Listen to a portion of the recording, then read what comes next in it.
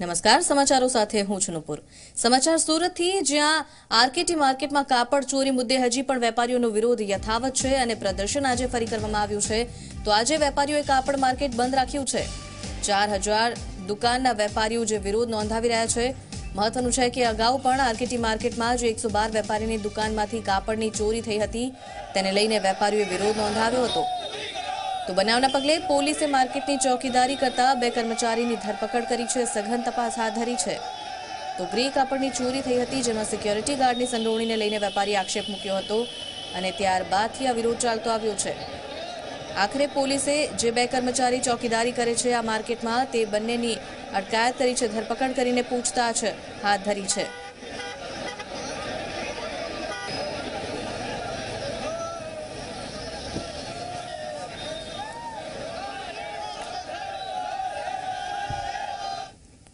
સુરતથી ચેતન આપણી સાથે જોડાઈ ગયા છે વધુ માહિતી સાથે। ચેતન, જે રીતે આરકેટી માર્કેટમાં વધુ એકવાર હોબાળો જોવા મળી રહ્યો છે, વેપારીઓએ આજે પણ બંધ રાખ્યું છે માર્કેટને, શું વધુ માહિતી?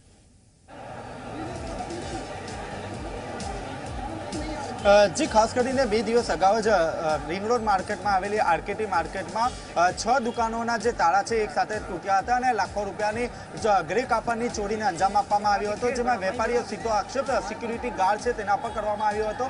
કારણ કે એક કોઈપણ ટોકન વગર માર્કેટમાંથી જ્યારે માલ કાઢવામાં આવે છે, ટોકન ચેક કરવામાં આવે છે, ત્યારે આટલો લાખો રૂપિયાનો માલ ગ્રે કાપડનો કઈ રીતે માર્કેટમાંથી બહાર જાય તે અંગે હાલ અનેક વેપારીઓ દ્વારા સવાલ ઉઠાવવામાં આવ્યા હતા। ખાસ કરીને મેનેજમેન્ટ પણ આક્ષેપ કરવામાં આવ્યો હતો કે રૂપિયા લેવા છતાં મેનેજમેન્ટ દ્વારા કોઈપણ પ્રકારની કાર્યવાહી કરવામાં નથી આવી। ખાસ કરીને આજની જો વાત કરીએ તો છેલ્લા 2 દિવસથી માર્કેટ બંધ રાખવામાં આવે છે। આજે જ્યારે માર્કેટનો 3જો દિવસ છે ત્યારે માર્કેટ અહીં ફરીથી બંધ કરવામાં આવ્યો છે। વેપારીઓમાં ખૂબ જ રોષ જે 2 સિક્યુરિટી ગાર્ડ છે તેની જ ધરપકડ કરી છે, જ્યારે આ જે સમગ્ર જે કૌભાંડ ચોરીનું છે તેના જે મુખ્ય આરોપી છે હજુ સુધી પોલીસ નથી શકી। વેપારીઓ દ્વારા ચોરીના જે તમામ જે સીસીટીવી ફૂટેજ છે તે પણ પોલીસ આપ્યા છે, તેમ છતાં પોલીસ દ્વારા હજુ સુધી જે મુખ્ય આરોપી સુધી પહોંચી નથી। ત્યારે આપણી સાથે એક અન્ય વેપારી જોડાયા છે, જેની દુકાનમાં ચોરીને અંજામ આપવામાં આવ્યો છે। જે આપણી દુકાનમાં ચોરીને અંજામ આપવામાં આવ્યો છે, શું છે? यहाँ पे कम से कम हर संडे को शाम को 5 बजे से 7 बजे के बीच में चोरी होती है। यहाँ से कम से 250 करोड़ रुपए के ऊपर का माल भी पार हो चुका है, लेकिन यहाँ 6 महीने से ये गिरोह चल रहा है और हमारे पास 200 दुकानों से ज़्यादा की चोरी के फुटेज भी अवेलेबल है, लेकिन जिसके सीसीटीवी कैमरे नहीं लगे हैं उनकी भी चोरी हुई है। इसका कोई अभी तक हमारे पास मेंटेनेंस के जो सीसीटीवी कैमरे थे रो के अंदर वो सारे बंद कर दिए हैं और पुलिस प्रशासन इसके लिए इतना एक्टिव नहीं हो पा रहा है कि 3 दिन के अंदर एक ही व्यक्ति को पकड़ पाया है। लेकिन सभी व्यापारियों भाई का आक्रोश है कि जल्दी से जल्दी जो भी इसके अंदर गिरोह में है उसको जल्दी से पकड़ा जाए और जल्दी से जल्दी सख्त कानून कार्रवाई की जाए।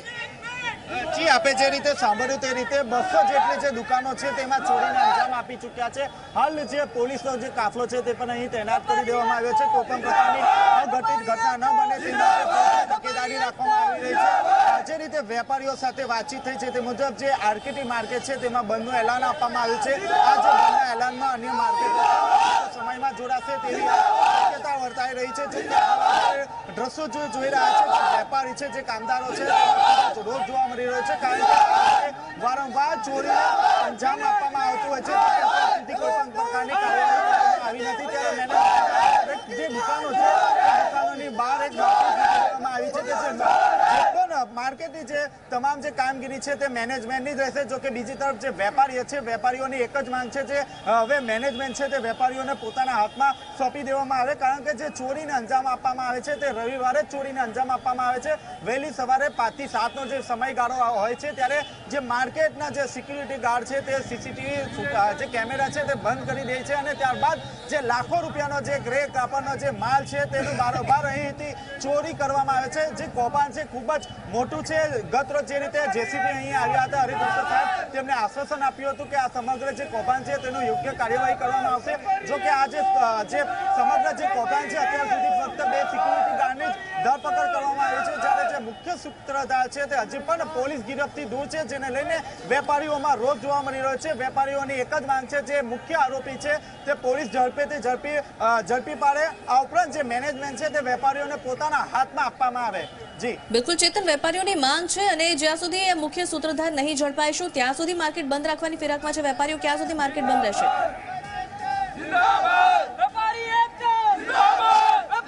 જી ચોક્કસથી છેલ્લા 3 દિવસથી જો વાત કરીએ તો છેલ્લા 3 દિવસથી આરકેટી માર્કેટ છે તે બંધ છે। અંદાજિત આ જે માર્કેટ છે તેમાં 4,000 જેટલી જે દુકાનો છે તે દુકાનો આવેલી બંધ હાલતમાં છે અને નોટિસ પણ મારી દેવામાં આવી છે કે જ્યાં સુધી આ જે સમગ્ર જે કૌભાંડ છે તે કૌભાંડ જ્યાં સુધી જે મુખ્ય આરોપી જ્યાં સુધી નહીં પકડાય અને મેનેજમેન્ટ પોતાના હાથમાં આવે, એટલે કે વેપારીઓના હાથમાં ના આપે ત્યાં સુધી જે માર્કેટ બંધ રહેશે। હાલ આપણી સાથે અન્ય વેપારી છે। જી ખાસ કરીને હું आपने पूछा मांगीश कि आज मार्केट से क्या सूची बन रहे थे? अभी तक पुलिस प्रशासन अगर कोई कार्रवाई नहीं कर पाया तो हम अभी आरकेटी बंद करेंगे, लेकिन हमारे जो मार्केट एसोसिएशन है उसको विनती करेंगे सूरत के पूरे मार्केट बंद करवाएंगे अनिश्चितकालीन के लिए, जब तक कि ये पूरा सड़क पकड़ में नहीं आए। पुलिस प्रशासन से हमारी यही विनती है, कृपया तुरंत से तुरंत ये सरगना पकड़े और जो मुख्य आरोपी है उसको तुरंत से तुरंत पकड़े और कठिन कार्रवाई हो। हमारी पुलिस प्रशासन से यही विनती है और हमारे जो मार्केट एसोसिएशन है उनको भी यही विनती है कि जो सूरत के सभी टेक्सटाइल मार्केट को अनिश्चितकालीन के लिए बंद किया जाएगा जब तक ये मुख्य सरगना नहीं पकड़ में आएगा। जी आपका क्या कहना है? सर जी, जब तक व्यापारियों सब व्यापारी आरकेटी मार्केट के सब व्यापारियों ने निर्णय लिया है कि जब तक चोरों को नहीं पकड़ा जाता जब तक पूर्ण रूप से पूरी मार्केट बंद रहेगी और जब तक इसका फास्ट निर्णय दिया जाए। सरकार से विनती है कि जल्दी से जल्दी इसका निर्णय दिया जाए। जी आपकी क्या मांग है? जी खास तौर पे जी आपकी क्या मांग है? क्या मांग है आपकी? कब तक मार्केट बंद रहेगी? हमारी मांग ये है कि जैसे मेंटेनेंस वालों का जो मनमानी है, मेंटेनेंस हम सभी व्यापारी अपने हाथ में लेना चाहते हैं। जो ये मार्केट वाला एसोसिएशन अपने हिसाब से कर रहा है वैसे नहीं चाहिए। मार्केट में जो चोरी हुई है सब मेंटेनेंस मिला हुआ है। पुलिस विभाग हमारा साथ दे, पुलिस जो कार्रवाई कर रही है वो हम संतुष्ट नहीं है। हमें आश्वासन कोई मिला नहीं है, उस हिसाब से हम प्रदर्शन कर रहे हैं। कोई प्रदर्शन हमारा है नहीं, शांतिपूर्वक हम कर रहे हैं।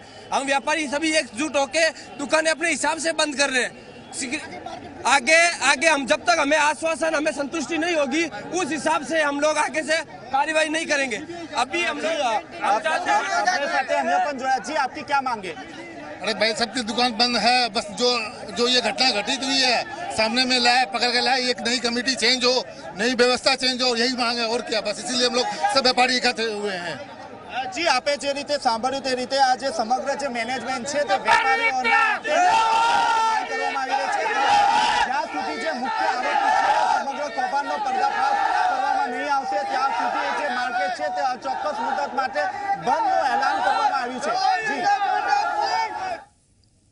જી ચેતન, આભાર સમગ્ર માહિતી માટે। તો જે રીતે હાલ વેપારીઓ હોબાળો કરી રહ્યા છે તેમની એક જ માંગ છે કે એક તો મેનેજમેન્ટ મેન્ટેનન્સની જવાબદારી તેમને હસ્તક કરવામાં આવે, કારણ કે મેનેજમેન્ટની સંડોવણી પર પણ શંકા છે વેપારીઓને। તો સુરતના કાપડ માર્કેટમાં જે કાપડની ચોરી થાય છે તે ઘટનામાં મોટું કૌભાંડ હોવાનું સામે આવ્યું છે।